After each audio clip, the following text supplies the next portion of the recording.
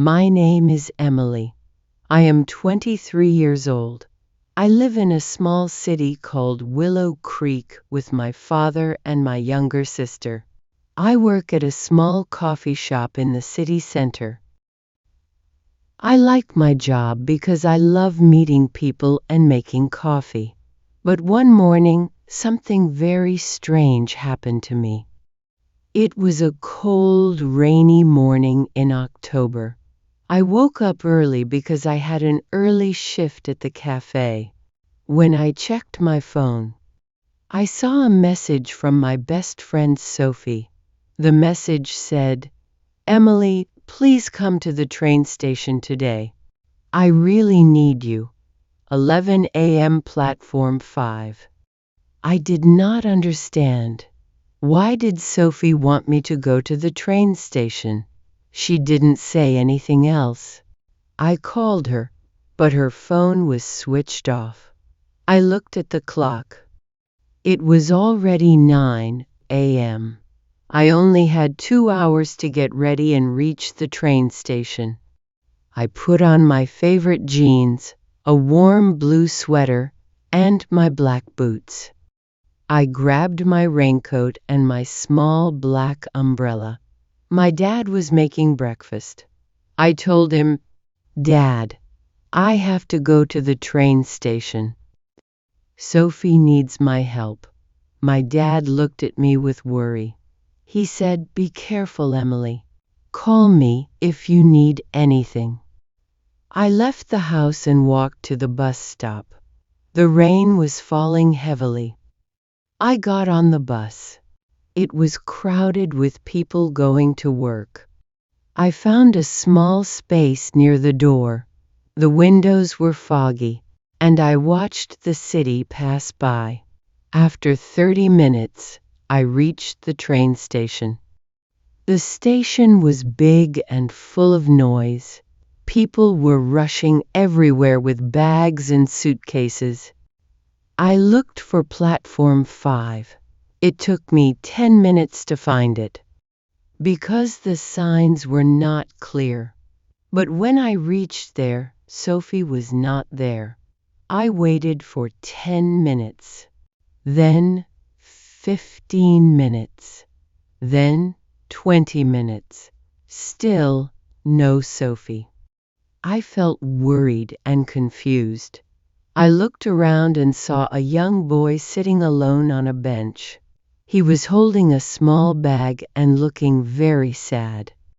I walked slowly to him and asked, "Hey, are you okay?" He looked up. His eyes were red like he had been crying. He said, "I lost my ticket. I don't know how to go home now." I sat down beside him. I said, "My name is Emily. Maybe I can help you. What's your name?" He said his name was Oliver. He told me he was visiting his grandmother, but he dropped his train ticket somewhere. He was scared to call his mom. I gave him a small chocolate from my bag and told him, "Don't worry, we will find a way." Just then, my phone rang. It was Sophie. I quickly answered, "Sophie, where are you?" Sophie sounded scared. She said, "Emily, where are you?"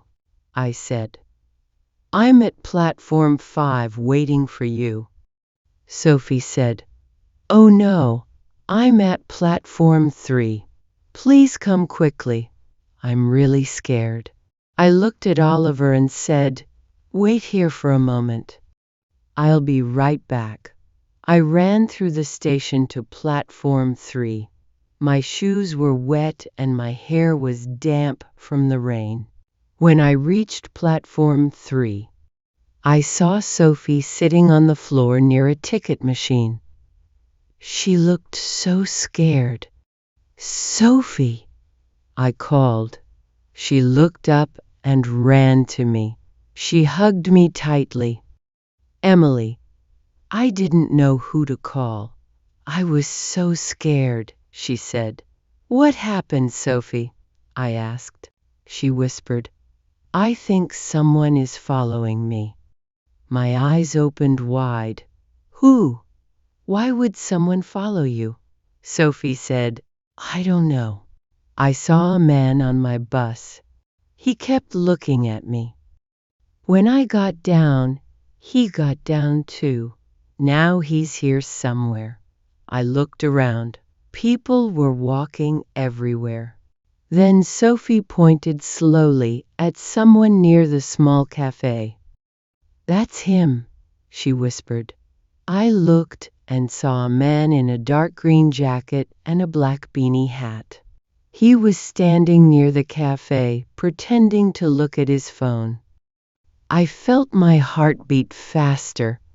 Stay here, I said. I'll go talk to him. But when I stepped forward, the man looked at us and quickly walked away. We stood there, watching him disappear into the crowd. Sophie said, Do you believe me now? I nodded. Yes.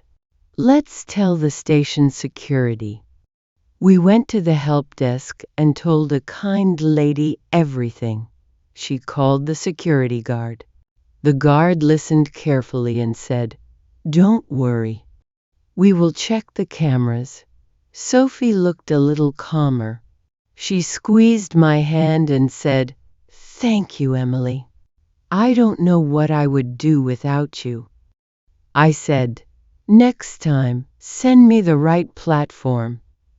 We laughed a little, but deep inside, I was still worried. Then I remembered Oliver, the little boy. I told Sophie, Wait here. I need to help someone else too. We went back to platform 5 and found Oliver still sitting there, holding his small bag.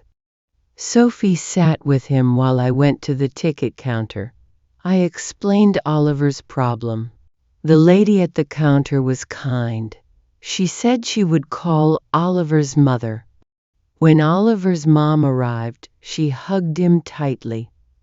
She thanked me and Sophie again and again. I felt warm inside. It felt good to help. When we left the station, it was still raining. Sophie and I shared my umbrella. We walked to a small cafe to rest and drink tea. We talked about what happened. Sophie told me she thought her old boyfriend might be behind this. He was angry when she left him. I told her, Don't worry, you are safe now. If he tries anything again, we will tell the police. Sophie smiled weakly. You're my best friend, Emily. I said, Always. After tea, we took a taxi home. I looked out the window and saw the city lights shining through the rain. Sophie rested her head on my shoulder. I felt tired but strong. So many things happened that day. The strange man, helping Oliver, being brave for Sophie.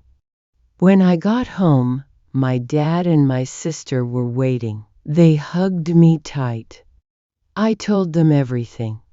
My dad said, You are my brave girl. My sister said, I want to be like you one day. That night, I couldn't sleep well. My mind was full of questions. But I knew one thing. I was not alone. I had my family. I had my best friend. And I had a kind heart that helped people. 1 week later, I was making coffee at the shop when someone called my name. I turned and saw Oliver and his mother. They came to thank me again. They brought me a small box of homemade cookies.